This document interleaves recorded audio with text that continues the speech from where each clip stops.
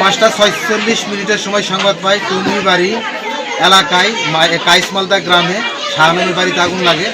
সংবাদ পেয়ে টুঙ্গিবাড়ি ফায়ার স্টেশনের 2টি ইউনিট দ্রুত ঘটনাস্থলে এসে আগুন নির্বাপন করে আগুনের ভয়াবহতা দেখে সিরাজদি খান ফায়ার স্টেশন থেকে 2টি ইউনিট এসে আগুনের কাজ করে মোট 4টি ইউনিট আগুন নির্বাপনের কাজ করে। আগুনের 6টি বসতঘর ক্ষতিগ্রস্ত হয়েছে।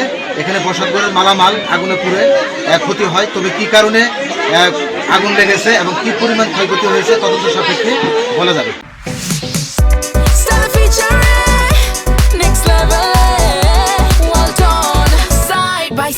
Free